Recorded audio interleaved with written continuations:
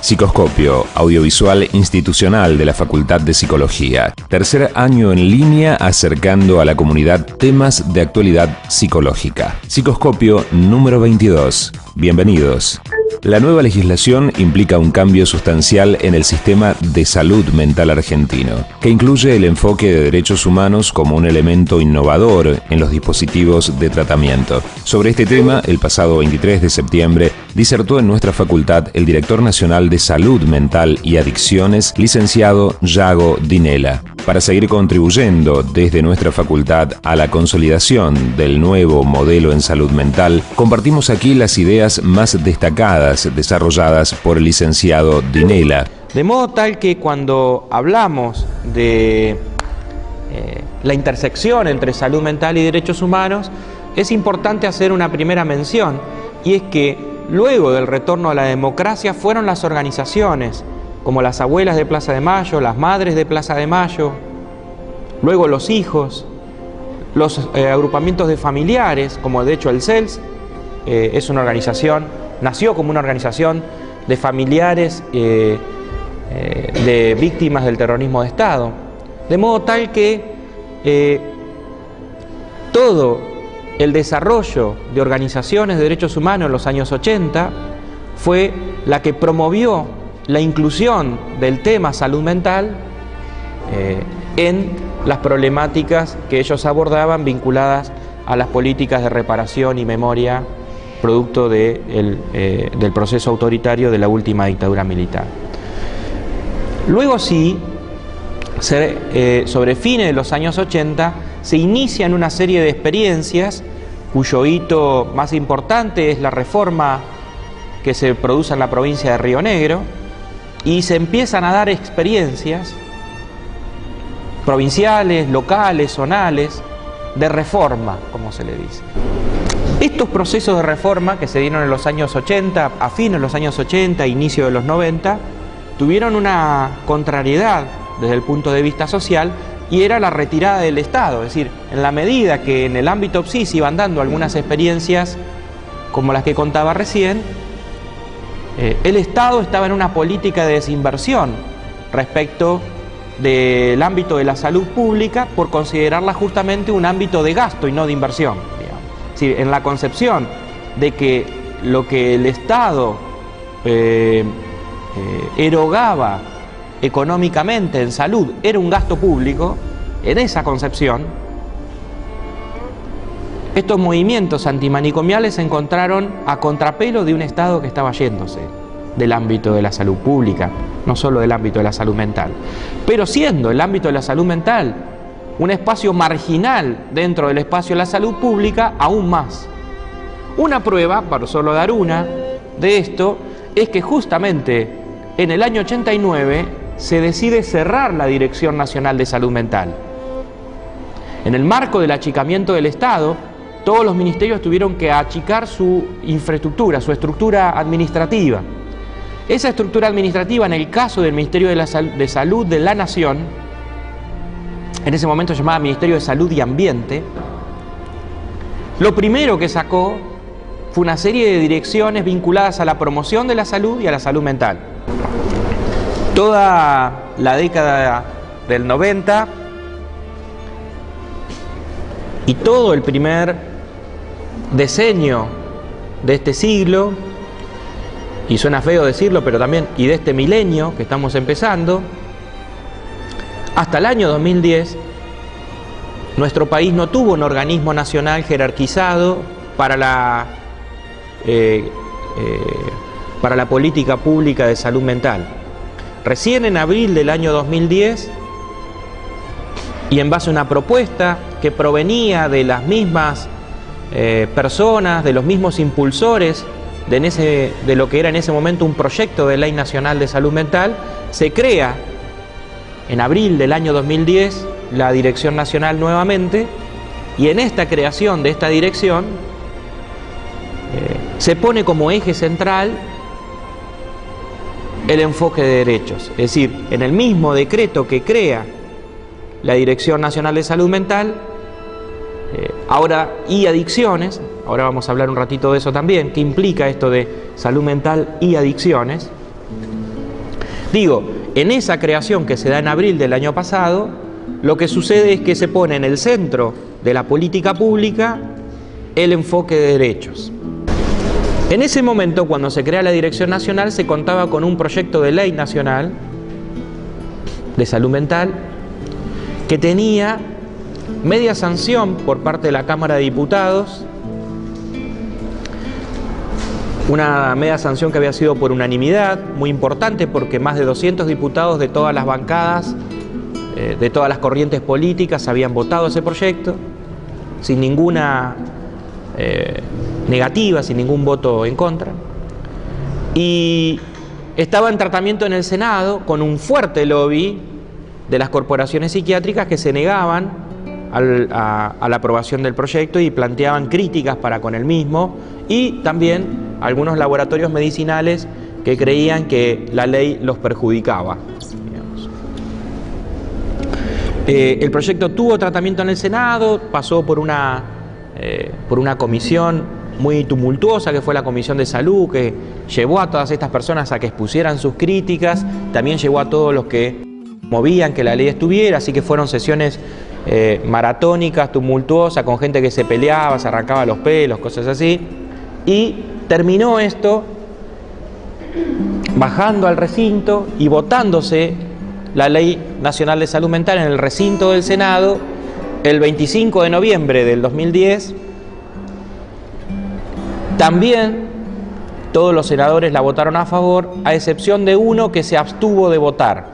El cumplimiento de los derechos humanos es el mejor aliado para la rehabilitación y para la atención mejor posible de una persona con padecimiento mental. Es decir, que el enfoque de derechos es congruente con los mejores dispositivos posibles que existen para la atención del padecimiento mental. De hecho, todas las reformas que han permitido cerrar este tipo de instituciones han sido justamente a partir de la promoción de derechos. En este punto es donde se mete la política de derechos humanos a jugar en el campo de la salud mental. Cuando se logra demostrar de que la vulneración de derechos no tiene que ver con la especificidad del padecimiento, sino con las condiciones que producen justamente esa vulneración.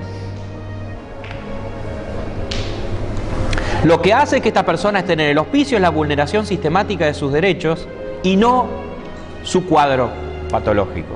Nuestro país tiene la tasa de profesional en la salud mental, sobre todo de psicólogos, pero en general, más grande del mundo. Ningún país tiene tantos psicólogos por habitante como nosotros. La tasa de psiquiatras está entre las mejores del mundo también. Lo acaban de trabajar en el Congreso Mundial de Psiquiatría que se está desarrollando en Buenos Aires hoy. La tasa de neurólogos es buenísima. Estamos al mismo nivel que los países europeos, que Estados Unidos. La tasa de neurólogo por habitante. En trabajo social lo mismo. Entonces no es un problema de recurso humano. Después vamos a ver cuál es el problema entonces.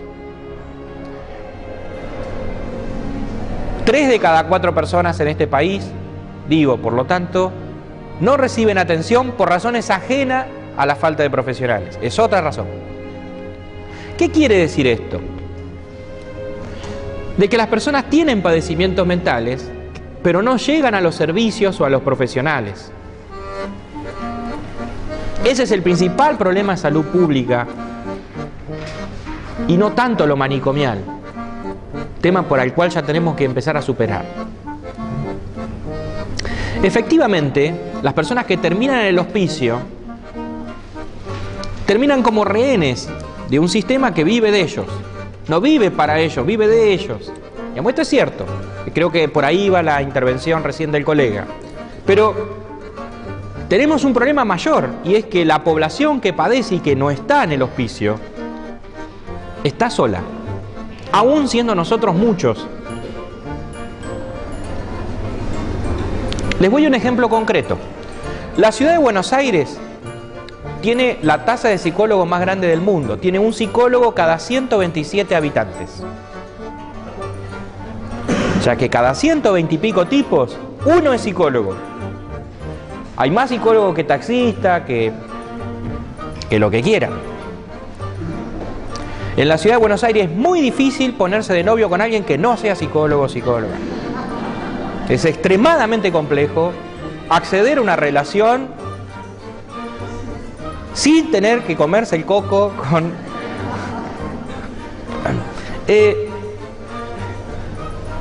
Sin embargo, los hospitales de la ciudad de Buenos Aires tienen lista de espera de meses. ¿Cómo puede ocurrir esto? Cuando nosotros nos planteamos, por lo tanto, un trabajo desde el enfoque de derechos en salud mental, hay una serie de cuestiones que tenemos que revisar. En primer lugar, hay que trascender, como planteaba hace un rato el colega, lo manicomial como el problema de los muros del asilo. Lo manicomial es otra cosa. Retomamos acá el planteo que hace Fernando Ulloa en el libro Novela Clínica Psicoanalítica, donde dice que lo manicomial es una cultura y que esa cultura incorpora distintos elementos de distintas fuentes y distintas formas y se expresa en cualquier relación social. Habla en estos términos como cultura de la mortificación, es decir, de la producción en el otro de un lugar sin tercero de apelación, de dependencia absoluta, que es un poco lo que planteaba el colega hoy a través de esta idea del rehén, del paciente rehén. Efectivamente, es así. Ahora, esa relación se puede dar en la sala de consultorio externo del hospital público, tranquilamente. Se puede dar en el gabinete psicopedagógico de la escuela. Se puede dar en el consultorio privado, se puede dar en cualquier lado. La lógica manicomial trasciende el manicomio desde este punto de vista, y es que establece un modo de relación de dependencia.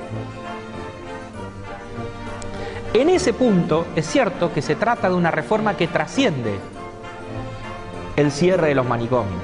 Por eso digo que estamos ahora para plantearnos un modo de trabajo desde el enfoque de derecho que es postmanicomial, no es antimanicomial. Desde este punto de vista planteo que tenemos que ir hacia un modelo de atención postmanicomial. Postmanicomial en el sentido, entonces sí, que no solo tenemos que cerrar los manicomios, sino que tenemos que hacer que todos sean atendidos. También, y sobre todo, todos los que están afuera. Si todos los que están fuera del manicomio con padecimientos mentales son atendidos, los manicomios se caen solos.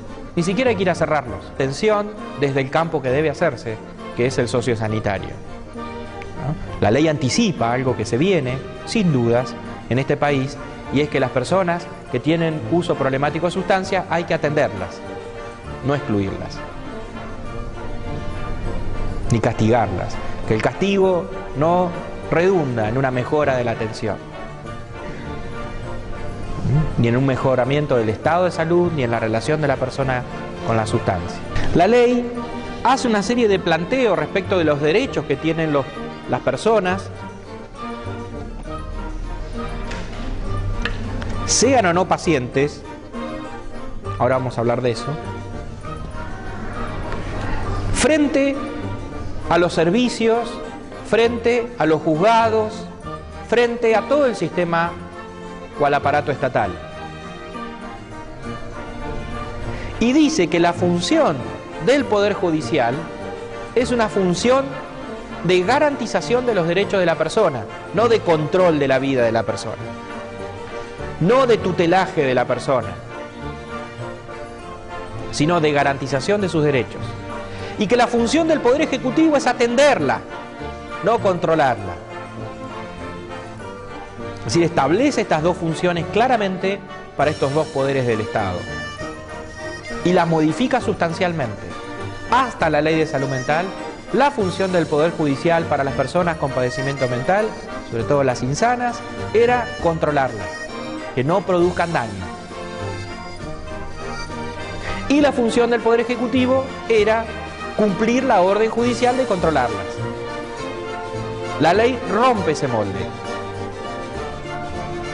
Y es una forma nueva de entender, y esto cuesta mucho, por supuesto, como todo lo nuevo, sobre todo en las instituciones conservadoras, cuesta mucho entender esa nueva función de garante y no de controlar.